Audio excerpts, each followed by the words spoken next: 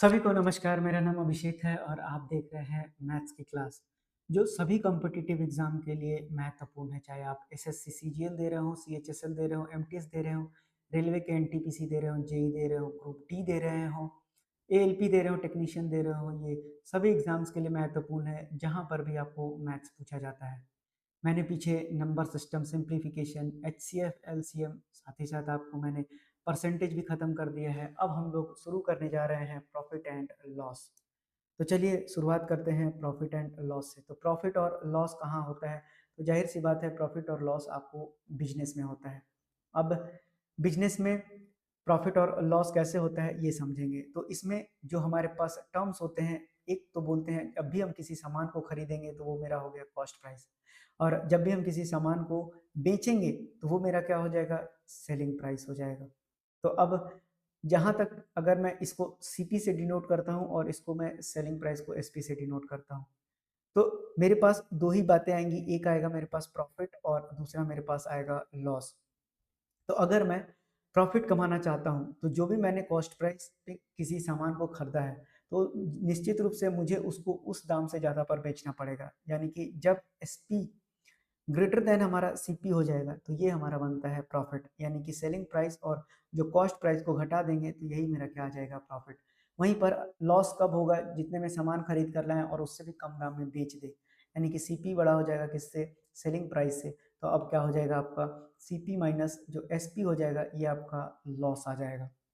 तो ये बातें प्रॉफिट और लॉस से संबंधित थी। अब आइए कुछ फॉर्मूला को जानिए, क्योंकि अब आप सब कुछ पढ़ चुके हैं परसेंटेज वगैरह। तो अब अगर मैं बोलूँगा कि अब बताइए कि किसी सामान पर प्रॉफिट का परसेंटेज कितना हुआ, ध्यान से समझिएगा। मान लेते हैं कि तो प्रॉफिट परसेंटेज आपको निकालने के लिए क्या करना होगा पहले समझते हैं। मान लीजिए कि आपने एक सामान खरीदा 100 रुपया में, उसको बेच दिया 112 रुपया में। यानी कि ये आपका हो गया कॉस्ट प्राइस, ये हो गया आपका सेलिंग प्राइस। तो यानी कि आपको यहाँ पर प्रॉफिट कितने का हुआ? 12 का प्रॉफिट हुआ। यानी प्रॉफिट परसेंटेज कितना हो गया आपका? 12 का फायदा कमाया आपने 100 पर, और परसेंटेज मतलब गुना 100, ये हो गया 12%। यानी कि आपने किया क्या? आपने प्रॉफिट परसेंट निकालने के लिए क्या किया? तो आपने सबसे पहले क्या निकाला? आपने सबसे पहले प्रॉफिट निकाला, और प्रॉफिट को किससे भाग लगाया आपने? तो जिस दाम पर आप खरीद कर ले आए थे, यानी कि कॉस्ट प्राइस पर। तो ये हो गया सीपी और उसको 100 से मल्टीप्लाई कर दिया। इसी को और सरल भाषा में लिखें तो प्रॉफिट होता है selling price minus cost price divided by cost price into 100। ये भी बात आप याद रखेंगे। अब उसी तरह से अगर आपसे पूछा जाए कि लॉस परसेंटेज कैसे निकालेंगे, तो देखिए जहाँ पर प्रॉफिट हुआ है वहाँ पर लॉस की कंडीशन आ जाएगी। तो यानी कि लॉस डिवाइडेड बाय सीपी और इनटू 100 आ जाएगा, और ये हो जाएगा आपका सीपी माइनस एसपी और इन बटे सीपी इंटू 100। यानी कि अब आप यहाँ पर क्या सीखे? प्रॉफिट हो या फिर लॉस हो, निकालेंगे आप हमेशा किसके ऊपर? तो आप हमेशा निकालेंगे कॉस्ट प्राइस के ऊपर ही। कॉस्ट प्राइस में कोई बदलाव नहीं होगा। अब देखिए, अब अगर मैं यहीं से अगर फॉर्मूले में से ही अगर सेलिंग प्राइस को निकालना चाहूँ और कॉस्ट प्राइस को निकालना चाहूँ प्रॉफिट और लॉस के टर्म में, तब हम क्या लिख सकते हैं? तो मैं डायरेक्टली आपको लिख के बता देता हूँ कि जो मेरा सेलिंग प्राइस होता है वो कितना होता है? तो ये मेरा होता है 100 प्लस गेन परसेंट होता है, यानी कि जितना आपको फायदा हुआ है। अब आप इसको डिवाइड कर देंगे किससे? तो आप अगर आप इसको डिवाइड कर देंगे 100 से और गुना कर देंगे सीपी से, तो ये आपका क्या बन जाएगा? सेलिंग प्राइस निकल जाएगा गेन परसेंट या फिर प्रॉफिट परसेंट के टर्म में। तो ये बात भी आपको क्लियर हो गया होगा। ये कहीं और से नहीं लिखा हुआ है, इन्हीं क्वेश्चंस को सॉल्व करके लिखा हुआ है। मैं एक करके दिखा देता हूँ आपको। अब देखिए आप, अब आप अगर इसको मल्टीप्लाई करेंगे, जैसे मैं यहाँ पर लिखा हुआ है, मैंने प्रॉफिट परसेंट लिख दिया, तो यहाँ कितना है? Selling price minus cost price divided by cost price into 100 है। तो इधर कितना हो जाएगा? कॉस्ट प्राइस और इंटू हो जाएगा प्रॉफिट परसेंट, और ये हो जाएगा आपका 100 एसपी और माइनस 100 सीपी हो जाएगा। आपसे निकालना क्या है? एसपी निकालना है। तो देखिए अब आप सीपी को इधर लेकर जाइए, यानी कि इसको इधर लेकर हम आते हैं। तो 100 सीपी और प्लस कितना हो जाएगा?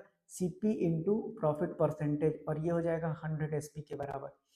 तो यानी कि अब आप यहाँ से अगर सीपी कॉमन ले लेंगे तो कितना हो जाएगा? 100 और प्लस प्रॉफिट परसेंट हो जाएगा, और यहाँ कितना हो जाएगा? 100 एसपी हो जाएगा। तो अब आपको जो सेलिंग प्राइस बचेगा ये कितना बचेगा? ये हो जाएगा CP divided by 100 plus, sorry उल्टा लिख दिया मैंने। अब आपको सेलिंग प्राइस पूछा है तो जाहिर सी बात है ये 100 SP तो 100 इधर आके भाग लग जाएगा, तो कितना हो गया 100 प्लस प्रॉफिट परसेंट और डिवाइडेड बाई SP और इनटू कितना हो जाएगा CP। तो अब बार बार नहीं बताऊंगा, उसी इक्वेशन से मैं कॉस्ट प्राइस को भी लिख सकता हूँ। तो मैं सीधा कॉस्ट प्राइस को लिख देता हूँ गेन के परसेंटेज में पहले। तो जो मेरा CP का वैल्यू निकल कर आएगा इसके टर्म में गेन के परसेंटेज में, तो ये आ जाएगा आपके पास 100 divided by 100 plus gain percent. और यहाँ पर आपके पास क्या था, तो यहाँ पर अब आपके पास CP था, तो यहाँ पर क्या हो जाएगा आपके पास सेलिंग प्राइस हो जाएगा। ये सब काफ़ी इंपॉर्टेंट चीज़ें हैं जो आपको अभी नहीं समझ में आ रहा है, आगे जब मैं क्वेश्चन कराऊंगा तो आपको समझ में आएगा कि मैं क्या बता रहा था। जब मैं वहाँ पर आपको बताऊंगा कि कैसे डायरेक्टली आप याद रख सकते हैं, वहाँ ट्रिक वगैरह की जरूरत नहीं पड़ेगी। इन्हीं से क्योंकि ट्रिक निकलता है तो आपको वहाँ पर, इसलिए इसको आपको यहाँ बेसिक में पढ़ाना पड़ रहा है। अब उसी तरह से अब आप लॉस के टर्म में निकालेंगे तो सेलिंग प्राइस कितना हो जाएगा 100 माइनस, अब यहाँ पर लॉस परसेंट आ जाएगा और डिवाइडेड बाई 100 और बाकी कोई बदलाव नहीं होगा, ये रहेगा आपका इनटू CP। तो ये हो गया आपका सेलिंग प्राइस। उसी तरह से कॉस्ट प्राइस कितना हो जाएगा 100 माइनस लॉस परसेंट और डिवाइडेड बाई 100 और इनटू कितना हो जाएगा सेलिंग प्राइस। तो ये आपका क्या आ जाएगा कॉस्ट प्राइस आ जाएगा। तो इतनी जो बेसिक बातें थी आपको ये पूरा का पूरा याद कर लेना है। अब बाकी जहाँ ट्रिक की बात आएगी हाँ मैं आपको सिखाता चलूँगा, लेकिन बेसिक अब आप जान गए हैं प्रॉफिट और लॉस के बारे में। तो अब हम बढ़ेंगे क्वेश्चन की ओर। अब आइए बढ़ते हैं, अपने पहले क्वेश्चन की शुरुआत करते हैं। बोलता है कि कॉस्ट प्राइस किसी आइटम का कितना दिया हुआ है 4500 रुपया दिया हुआ है, और जो उसका सेलिंग प्राइस है वो दिया हुआ है आपके पास 3500 रुपया। तो बोलता है लॉस परसेंटेज बताइए। तो सबसे पहले आप लॉस निकालेंगे, तो लॉस कितना होता है आपके पास selling price minus cost price या फिर cost price minus selling price. तो cost price minus selling price मैंने आपको समझाया, ये आपका लॉस होता है, यानी 4500 में से 3500 को घटा दीजिए बचेगा 1000, यानी 1000 का लॉस निकला। तो अब आपको परसेंटेज पूछा है कि लॉस परसेंटेज कितना आया, तो 1000 का लॉस, और हमेशा कॉस्ट प्राइस पर ही चीज़ें निकलती हैं। तो CP कितना दिया हुआ है 4500 और इंटू 100 कर दीजिए। अब इससे इसको काट दीजिए, 5 9 45 हो जाएगा, 5 दूना 10 यानी 200 बटा 9 कर दीजिए, तो ये आ जाएगा 22 होल 2/9%। और यही सवाल का उत्तर हो जाएगा। ये सवाल आपके RRB ग्रुप D में पूछा गया सवाल है। अब आइए बढ़ते हैं अपने अगले सवाल पर। अगला सवाल आपसे बोलता है कि किसी आइटम को सेल किया जाता है 222 रुपये पे, तो एक व्यक्ति को 48 रुपये का लॉस लग जाता है। तो परसेंटेज लॉस आपसे पूछा गया है। तो देखिए, जब अगर सेलिंग प्राइस यानी कि जब वो किया यानी कि 222 रुपये, तो 48 का लॉस हुआ, यानी कि उसने खरीदा कितना था, यानी कि जो उसका कॉस्ट प्राइस था वो कितना बन गया 222 और प्लस 48, इतने ही में तो खरीदा होगा, तभी तो उसको 48 का लॉस हुआ। तो यानी 8 दू 10 4 दू 6 एक 7 270 कॉस्ट प्राइस आ गया। अब कॉस्ट प्राइस पर ही निकालना तो होता है लॉस परसेंटेज। तो आपको मैंने बताया कि लॉस कितने का इसने किया है, आपको सवाल पूछा है कि लॉस परसेंटेज क्या होगा। तो लॉस कितने का हुआ है, ये दिया हुआ है 48 का, कितने पर CP पर निकालते हैं तो 270 CP आ गया आपका, और परसेंटेज में पूछा है तो इंटू 100 कीजिए। अब इसको इससे काट दीजिए, 3 9 27 हो गया, और 3 एकम 3 3 छक 18, यानी कि कितना हो जाएगा 160/9% का लॉस हो गया। अब इसमें आपको ऑप्शन दिया हुआ नहीं है, लेकिन एग्जाम में आपको आंसर मिल जाएगा। तो ये हो जाएगा 17 17 नामा 153, और ये हो जाएगा 7/9। तो यही इस सवाल का सही उत्तर हो जाएगा। ये मेंस एग्जाम में पूछा गया सवाल है, RRB NTPC CBT 2 एग्जाम का ये सवाल है। अब आइए सीखिए कि इस तरह के सवाल को कैसे बनाते हैं। तो देखिए, आपसे कहता है कि जो सेलिंग प्राइस ऑफ 32 आइटम है वो बराबर है कॉस्ट प्राइस ऑफ 38 आइटम के। तो हम यहाँ पर सेलिंग प्राइस को SP ही मान लेते हैं और कॉस्ट प्राइस को CP मान लेते हैं। तो यानी कि जो सेलिंग प्राइस हो जाएगा 32 आइटम का 32 SP हो जाएगा, और ये बराबर है किसके 38 आइटम यानी 38 CP के बराबर ये बराबर है।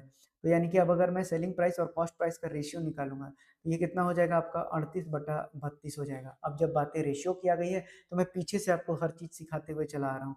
तो आपको पता है कि SP और SP यही दोनों के बीच का डिफरेंस प्रॉफिट और लॉस बनता है। तो आपसे प्रॉफिट परसेंटेज सवाल में पूछ दिया है। तो यानी कि सेलिंग प्राइस ऐसे ही आपको दिख रहा है कि 38 है और कॉस्ट प्राइस 32 है, तो यानी कि निश्चित रूप से आपको दिख गया कि सेलिंग प्राइस ज्यादा है। अब दोनों के बीच का जो डिफरेंस है वो कितना है 6 है, यानी कि उसका जो प्रॉफिट परसेंटेज है वो कितना निकल गया। तो प्रॉफिट आपके पास 6 आ गया, तो प्रॉफिट परसेंटेज कितना आ जाएगा 6। सेलिंग प्राइस पर हमेशा निकालते हैं 32 और गुना हो जाएगा आपके पास 100, तो ये कितना हो जाएगा ये हो गया 2 तिहाई 6 और 2 16 32 हो जाएगा, 4 चौके 16, 4 25 100, यानी कि 25 तिया 75 बटा 4 कीजिए। अब ये कितना हो जाएगा, 4 एकम 4, 4 अट्ठे 32, 18.75। इस सवाल का सही उत्तर हो जाएगा। तो ऐसे सवाल आपको हर एग्जाम में देखने के लिए मिलेगा, तैयार रहिएगा। आइए बढ़ते हैं अपने अगले सवाल पर। अगला सवाल आपसे बोलता है कि जो इनिशियल प्रॉफिट परसेंटेज है on the sale of an item was 70%, 74%। अगर cost price of the item went up by 50% but the selling price remain the same, what would be the new profit percentage. देखिए 74% को आप जब ratio में change करेंगे तो वो practically ठीक नहीं है। यहाँ 100 मान लेते हैं तो ज़्यादा अच्छा है। तो मुझे कॉस्ट प्राइस यहाँ पर पता था क्या, नहीं पता था, तो मैं कॉस्ट प्राइस को यहाँ पर 100 मान लूंगा। अब बोलता है कि इनिशियल जो प्रॉफिट परसेंटेज था, यानी कि शुरुआत का जो प्रॉफिट परसेंटेज था वो 72% का दिया हुआ था, यानी कि जो सेलिंग प्राइस आया वो कितना आ गया, अगर 100 पर 72 प्रॉफिट है तो यानी कि 72 ही प्रॉफिट ही हुआ, प्रॉफिट परसेंटेज 72 दिया हुआ है, तो यानी कि सेलिंग प्राइस कितना आ गया आपके पास, सॉरी 74% है तो 174 हो गया। अब उसी तरह से बोलता है कि कॉस्ट प्राइस में 50% की वृद्धि हो गई है, तो यानी कि अब कॉस्ट प्राइस आपका जो नया सीपी है वो कितना हो गया, वो हो गया आपका 150, लेकिन जो सेलिंग प्राइस नया वाला है वो अभी भी कितना है, 174 है। तो नया प्रॉफिट परसेंटेज आपसे पूछा है तो 150 में कितना का बढ़ोतरी हुआ है, तो 24 का बढ़ोतरी हुआ है। कितने पर, हमेशा सीपी पे निकालते हैं, परसेंटेज पूछा है तो 100 से गुना कर दीजिए। 50 दूना 50 तिया 3 8 और 8 दूना कितना हो गया, 16%। तो यानी कि जो नया प्रॉफिट परसेंटेज है वो 16% है। आइए बढ़ते हैं अगले सवाल पर। अच्छा सवाल है, बोलता है कि अगर किसी आर्टिकल को सेल किया जा रहा है, यानी सेलिंग प्राइस दिया हुआ है 211.20 रुपया, तो उसको लॉस कितने का होता है, लॉस परसेंटेज दिया हुआ है 12% दिया हुआ है। तो सबसे पहले आपको हर चीज़ तो सीपी चाहिए, तो यहाँ से तो सीपी आप निकाल सकते हैं। कैसे, फॉर्मूला है आपके पास 100/100 माइनस लॉस इंटू एसपी। तो आप याद रखिएगा, आपको याद नहीं रखना है, याद कर लेना है ताकि आप दिमाग में ही कैलकुलेशन कर ले। तो ये कितना हो जाएगा, 100 12% घटाइएगा तो 88 और गुना 211.20। अब ये कितना हो जाएगा, ये यहाँ से 2 जीरो खत्म हो गया, 11 8 88 हो गया। अब ये हो गया 11 एकम 11 और उसके बाद आपके पास 11 9 99, 11 दूना 22, ये हो गया जीरो। अब ये कितना हो जाएगा, 8 दूना 16, 8 चौके 32 और ये हो गया जीरो, यानी कॉस्ट प्राइस अब आ गया 240। अब सेलिंग प्राइस नया कितना था, 248.40। कितने का फायदा हुआ, तो फायदा हुआ है आपको 8 रुपया 40 पैसा का। कितने पर, कॉस्ट प्राइस पर, यानी 240 पर। तो आपसे पूछा है लॉस या गेन, तो आपको तो ऐसे ही दिख रहा है यहाँ क्या हो रहा है, प्रॉफिट हो रहा है आपको 8 रुपये 40 पैसा का। परसेंटेज में पूछा है 100 से गुना कर दीजिए, इसको यहाँ से हटा दीजिए, ये हो गया। अब ये कितना हो जाएगा, अब ये हो जाएगा दो, 4 से काट देते हैं ना, तो 4 छक 24 और ये हो जाएगा 21 चौक 84। अब 3 दूना 6 और 3 सत्ते 21, यानी कि 3.5% का इसको क्या हुआ, फायदा हुआ, यानी ऑप्शन नंबर इस सवाल का सही उत्तर हो जाएगा डी। तो आज की क्लास यहीं तक। आशा करते हैं आपको आज की क्लास से कुछ सीखने के लिए मिला होगा। तो अगर आपको अच्छा लगा है तो सेशन को देखते रहिए, पढ़ते रहिए, आपकी नौकरी लग जाएगी। तो मिलते हैं अगली क्लास में, धन्यवाद।